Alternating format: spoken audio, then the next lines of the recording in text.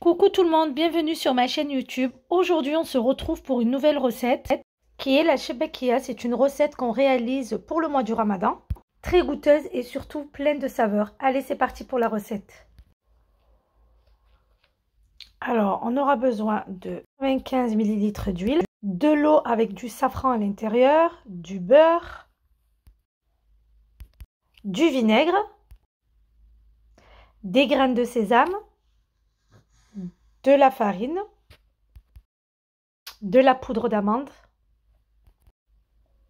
une grosse cuillère à soupe de cannelle et d'anis moulu avec une pincée de sel, une cuillère à café de levure chimique et de la fleur d'oranger que j'ai oublié de publier. Je viens mixer à l'aide de mon Thermomix mes graines de sésame avec ma cannelle, mon anis moulu et une pincée de sel. Vous pouvez utiliser n'importe quel robot, vous n'êtes pas obligé d'avoir un Thermomix. Vous pouvez même le réaliser sans le Thermomix lors de la réalisation de la pâte, il n'y a aucun problème. Après avoir mixé nos graines de sésame, j'ajoute notre poudre d'amande. Pareil, je remixe tout ça. Et là, je viens ajouter ma farine et tout le restant de mes ingrédients, hormis la fleur d'oranger, donc que j'ajouterai plus tard en deux temps. Ensuite, je referme, je le passe en mode pétrin pendant environ 2 minutes. Après les 2 minutes, je viens ajouter notre fleur d'oranger, donc je verse une moitié, puis je mélange en mode pétrin toujours, et je rajoute la deuxième moitié au-dessus. Notre pâte est prête, je l'ai laissée reposer pas plus de 5 minutes. Et là, je viens préparer donc ma pâte en la divisant en plusieurs parties. Alors, comme on peut le voir sur la vidéo, je leur donne plus ou moins une forme rectangle. Pourquoi? Parce que ça évite d'avoir moins de chute. Après, si vous voulez la faire ronde, il n'y a pas de souci. Je l'ai filmé et laissé 30 minutes au frigo. Après les 30 minutes écoulées, je viens maintenant prendre ma pâte pour pouvoir réaliser donc notre shebekia. Je farine mon plan de travail et je divise encore une fois en long notre pâte pour nous faciliter lors du détaillage de nos shebekia. Alors moi j'utilise cet emporte-pièce, vous êtes libre de faire ce que vous voulez, vous pouvez le faire même avec la roulette, mais sachez que vous gagnez un temps de malade avec cet emporte-pièce. Alors c'est un emporte-pièce environ de 10 cm sur 5, donc il n'est pas très grand, ça paraît petit, mais c'est la taille idéale pour pouvoir réaliser nos shebekia. Alors cet ustensile, vous le trouverez au marché. Alors il existe diverses tailles et deux formes différentes en ma connaissance, donc je sais qu'il existe en rectangle et en rond. Alors pour la réalisation de notre shebekia, il est très important de prendre nos bandes une sur deux, de pincer les côtés et de le retourner. Alors ça paraît compliqué, vous n'allez peut-être pas réussir sur la première ou deuxième shebekia, mais une fois que vous avez compris le truc, ça va aller très vite. Alors je vous laisse regarder la vidéo, vraiment j'ai essayé de zoomer un maximum pour que vous puissiez voir. Alors on prend une bande sur deux, voilà comme vous pouvez le voir, un oui, un non, un oui, un non. Du coup on se retrouve à en attraper 3. On pince les extrémités et hop, on retourne.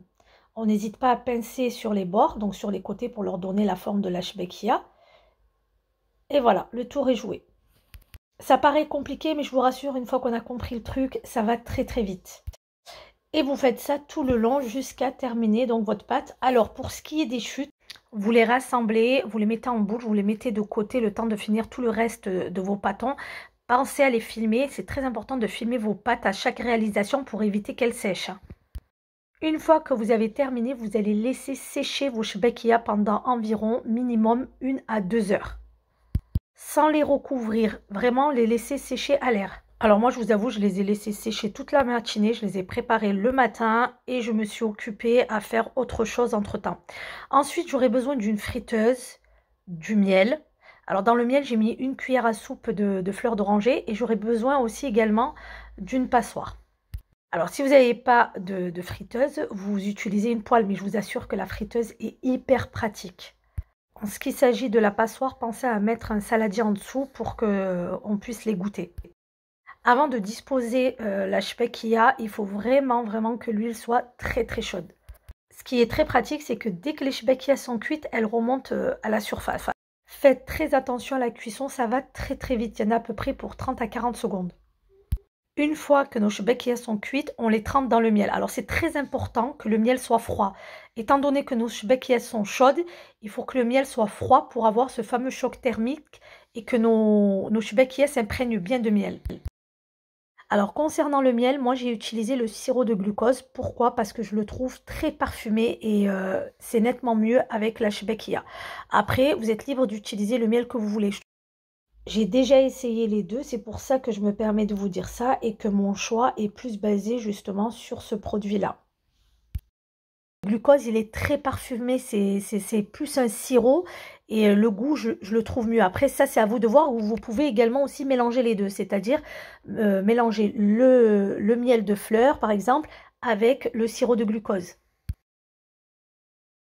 Donc voilà, vous faites vos deux mélanges, pareil, dans un saladier et vous mettez vos shebekiyas chaudes dedans.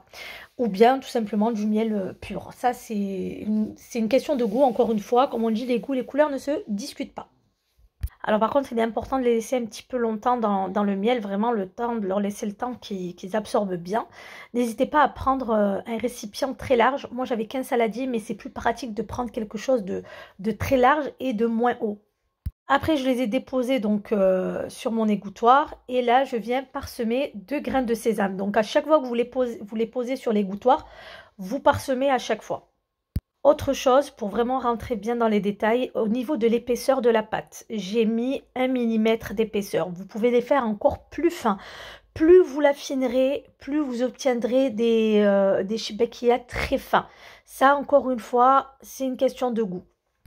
Autre chose que je tiens à préciser concernant l'épaisseur de votre pâte. Moi, j'ai mis 1 mm et je vous assure que ça suffit largement parce que faut savoir qu'à la cuisson, il gonfle. Si vous pouvez faire encore plus fin, c'est mieux.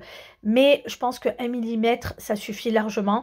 Ce qui est super agréable, c'est que une fois que vos shebekiyas sont terminés, donc on obtient ce fameux croquant au début et ce fameux moelleux à l'intérieur. Donc on a les deux textures et c'est ce qu'on recherche, du croquant et du moelleux. Faites très attention de ne pas les faire trop épaisses. C'est vraiment important que ça soit fin. Je vous ai dit, ça gonfle à la cuisson. Donc faites attention là-dessus.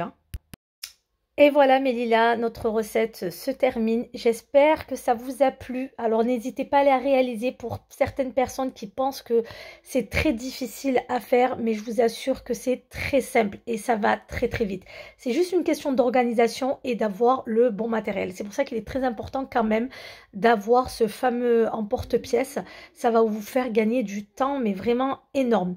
Bon, en tout cas, je vous souhaite de passer un bon mois du Ramadan. J'espère que ça vous a plu. N'hésitez pas à vous abonner à ma chaîne YouTube si ce n'est pas encore fait. Je partagerai encore régulièrement avec vous des recettes spéciales Ramadan et je vous dis à très vite pour de nouvelles vidéos.